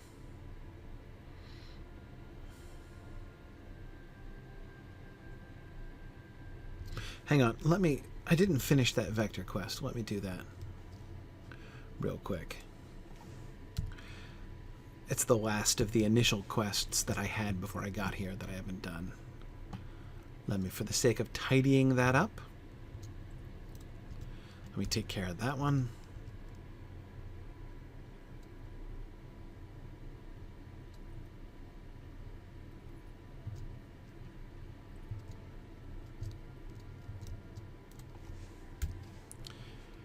It is good to see you again, Gryfflet. Damrod sent you? There is indeed much to do before we can be sure the path to the Morannon, the Black Gate of Mordor, is clear and free of threat. We would be grateful for your help in this task. Our numbers are small, and I consider you as much a ranger as myself. Oh, that is really honor. That's a great honor. A strange howling sound rings out through the hills. Be wary, my friends. Evil spoils these grounds. Did you hear that, Gryfflet? That howling sound has been spooking the horses and making the men uneasy. We have not yet located the wretched beast, but I know I would like to see the noise ended. The more sleep we get before the march, the better. Let me know if you find it while you're out in the no-man lands. It sounds as if it was coming from the hills west of here. The source of the howling sound. Okay. No problem. So I've got the archaeology quest, I've got the howling quest, and then I've got the instance, apparently, that's going to send me out there with the rangers. But that is later. Let me go see Ioreth. If there are multiple quests that end up being attached to this errand, then I can probably finish those today, and then set off on Cair Andros next time. Well, that was my easiest trip to the High Hall in some time. Okay, Houses of Healing. Here we are. Ioreth, wise woman of Gondor. Uh-oh. It's Aragorn's doppelganger, here to give me more quests, more repeatables. Okay, Ioreth. Yep. No. You have come at the request of the king? You inform Ioreth that Aragorn has not yet claimed that title, and then tell her of his concerns about Galathir's healing practices. Whether he claims the title or not, I know him for what he is. He has the hands of a healer, and none but a king would work kingsfoil into such a potent medicine, and I would know. Still, it troubles me that he has grown concerned about Galathir's methods. Not precisely because I disagree, mind you, but because I did not think it would be so plainly noticed. I cannot send Galathir away, but I can help prevent him from treating any more of the wounded with Everworth. It is the least I can do for my king. However, there remains one other matter of concern regarding Galathir, his new apprentice. Oh dear. Scandal. Do not misunderstand me, Gryfflet. Galathir still possesses great skill as a healer, but he has lost sight of his shortcomings. In my long years in Minas Tirith and Imloth Mellowee, I have never found a shortage of new skills to learn and new drafts and tinctures to use in my work, from new trial and old lore alike. But Galathir has grown reliant on his own concoctions for his patients, and where one ill is healed, another often takes its place. He has taken a new apprentice, a young woman by the name of Milgamel. Oh dear. These are the ones. There we go. The poor girl has no idea that she might receive such misguided instruction. It is one matter for a certain draft or salve to seem the clear choice, and quite another entirely for it to truly be so. Indeed, there are many uses for Everworth, Trueleaf, Snagbane, Blushblade, Settlegang. Recalling that you have a certain urgency to your task, Ioreth trails off and pauses briefly. I have heard tell that Milgamel shall soon make for Ithilien. Perhaps you would accompany her on your own journey back to the king's side, and while you do, help her see all she has to learn there, and not only that which Galathir has preordained she should see. For they say that place was once the garden of all Gondor, and what forgotten herbs and herb lore may await there, just as when I told Mithrandir of the old saying that the hands of the king... but I see I am needed. Talk to Galathir and convince him of your worth in this task, and then speak to her. We shall make a great healer of her yet. Somehow, the herb lore of Ithilien continues to draw me back. Okay, I know that Ioreth's other quests are like the dailies that I have already completed once, so I'm not going to worry about that. Galathir is... look at that. Complete quests for the herbalists of Minas Tirith and Ithilien. They are continuing to plague me. Okay, I got to go over to the House of Remedies. I thought there would be further quests that would come from Ioreth. So let's see if I can do these.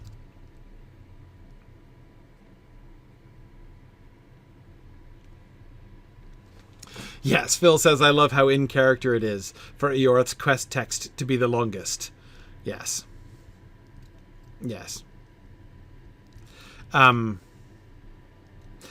Wait, I can't start this quest until I've advanced the epic? Really? That seems odd. I mean, it seems odd because...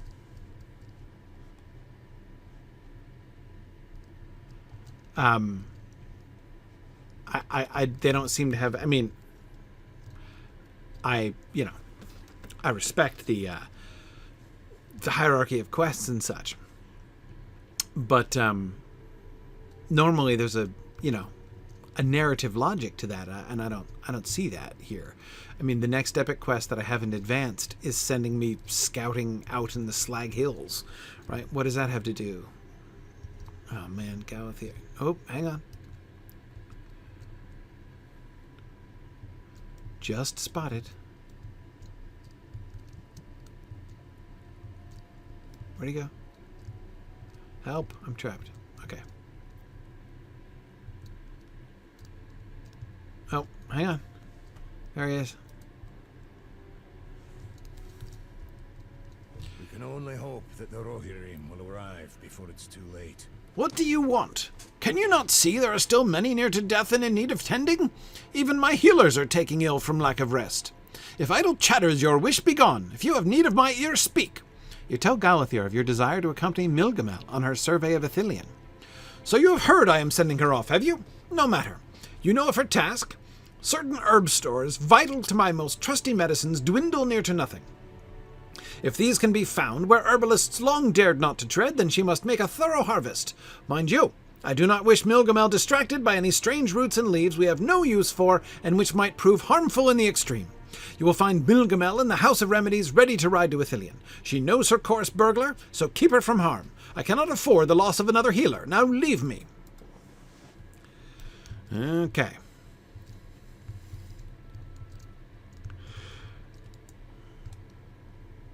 I really love how Aragorn's dismissal of the, the learned lore master and the houses of the healing, becomes this whole thing. All right, she's not going to be on my map either.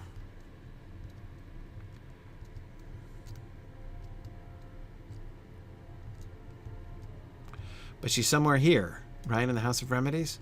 Did I meet her before? Is she the one who helped me mix herbs? I have a vague memory of mixing herbs with a female healer.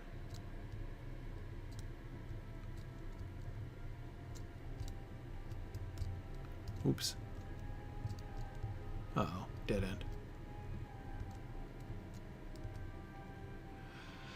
I'm just hoping her quest ring's going to show up on my minimap.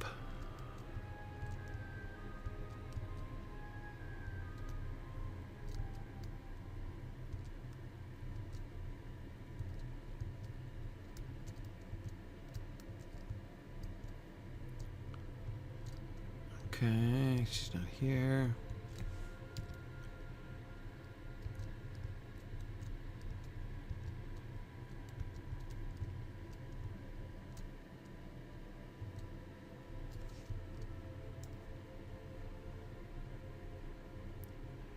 Oh, I thought I saw her quest ring, but it was just the fire.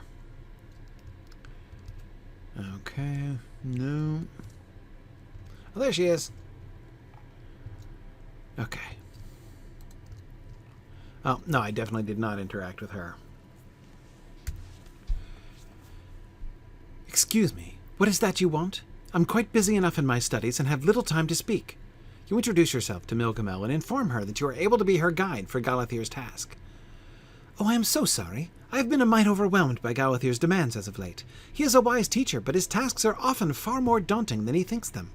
Perhaps he has forgotten what it was like to be a novice. He has charged me with surveying our lands in the aftermath of the battle. I have taken careful note of 23 leaves, flowers, and roots he wishes me to search for, but I can think only of what I shall see in the ruins upon the Anduin and in Lost Ithilien and beyond. I must calm myself. I can see Master Galathir frowning at me even now. I must stay true to my task. My survey is to begin in Osgiliath, but it shall stretch far beyond it. If you are to be my guide, I ask that you meet me near the old bridge in Osgiliath. I can ride that far, but I would prefer to do my survey on foot. Oh, good.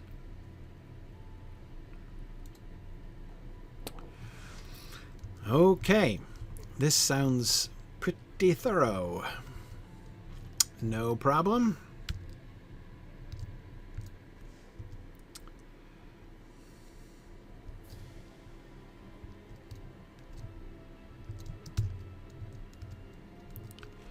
Where am I going? Yes, this is right. I thought this was right. Okay. No, I'm committed. Gryfflet is a completionist. And after all, Aragorn needs help. Notice, by the way, once again, this is to me such a delightful fantasy to, where's the stable master? Isn't there a stable master here?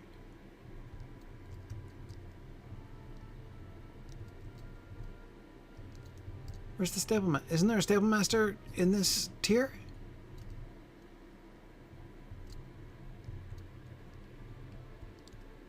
No?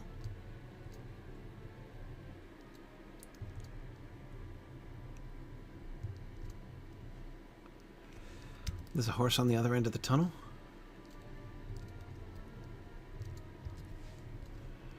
Okay, fine.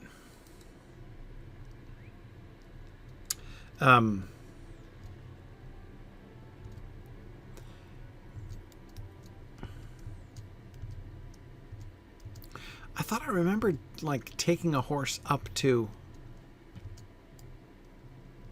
this tier, like, by the Houses of Healing there. See, look at that. I've already forgotten my way around Minas Tirith.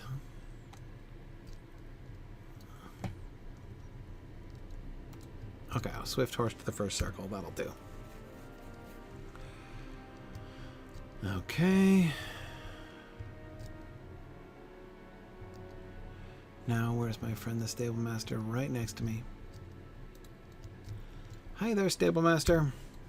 How may I help you, friend? Camp of the Host, I guess. No, not that Camp of the Host.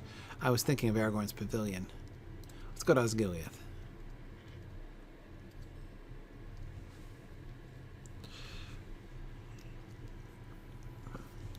Ah, right. It's only the before battle Minas Tirith with the stable master. That's why. I'm not forgetting my way. It's different from what I remember. Fair enough. Fair enough. Okay. Now we have to go back to the bridge, yeah? Yes. No problem. I am running out of time.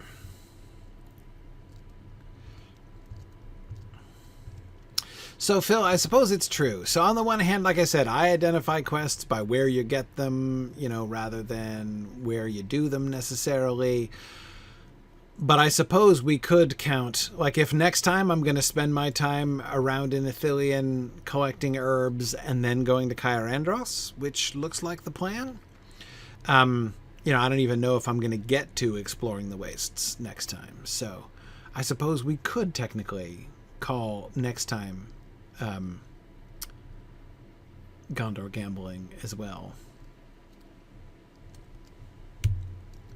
I found her. I blew past, but I found her.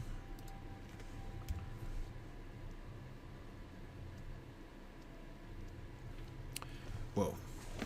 Oh, I almost didn't hear you over the roaring water. In all my days I have never crossed the great river, and I wanted to spend some time looking upon it before you arrived. All that lies ahead is known to me only through distant gazes, travelers' tales, and old maps. I know it is a land of striking beauty, even at a distance, but I know that there is an unseen danger lurking within it, else the rangers would have naught to do but rest. I know, to lounge by fires, imagine that. But rest does not come easy these days. My brother was gravely wounded in the battle, and I tended to him in the Houses of Healing after he was taken from the fields. I have never felt so powerless in my life, Gryfflet. Master Galathir and the Lady Ioreth helped ease his pain, but his wounds were too many and too great. He lasted the night, but by dawn death had claimed him.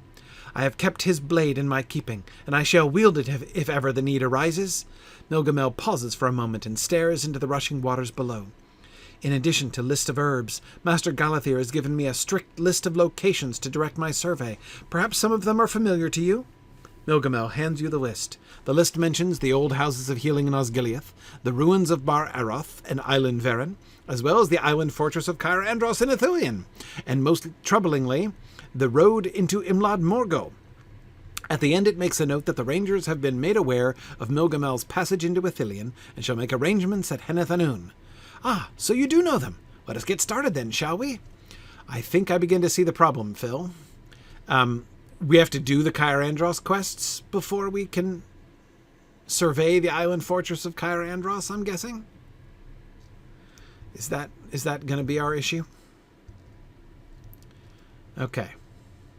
And here we go. Look, she's going to gamely run along behind my horse. That's, yeah. Okay.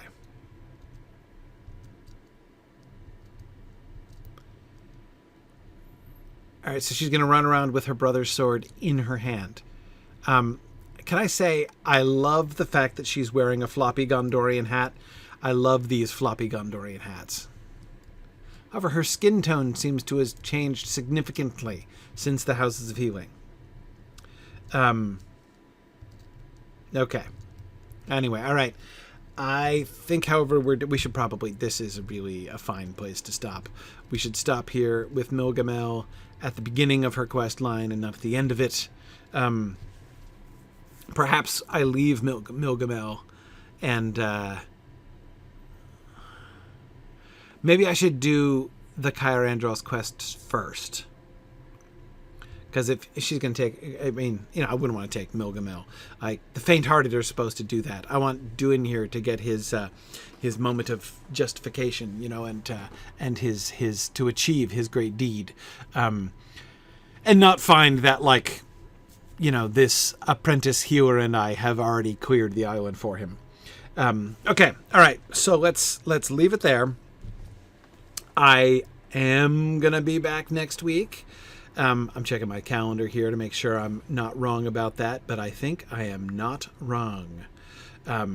So yes, I am in the midst of several Fridays in a row. I may even be able to be be doing Gryfflet broadcasts every day right up until Mythmoot, in fact, every week. So, very good. What is that? Milgamel, what do you think that is? Have we been there? Up above the crossroads? Those battlements built up against the cliff? Huh. Something Morgul related. Okay. Awesome. Excellent, Druid's Fire. Thanks for sending me that code. I'm sure that'll be very useful. I'll check that out before I log off. But in the meantime, I'm going to hand you guys over to Druid's Fire. It is Druid's Fire's turn. Stay tuned for her show, and I will see you next week, in which we will join the faint-hearted to reclaim Cair Andros. We will travel all over Ithilien again, finding herbs with Melgamel, and then we will be prepared to enter Dagorlad. Well, enter Dagorlad in earnest and start our Dagorlad quests. All right.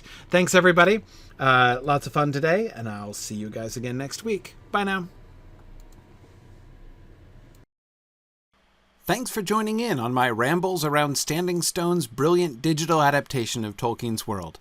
If you enjoy these adventures, please consider supporting this and other entertaining educational programming by donating at signumuniversity.org/fund.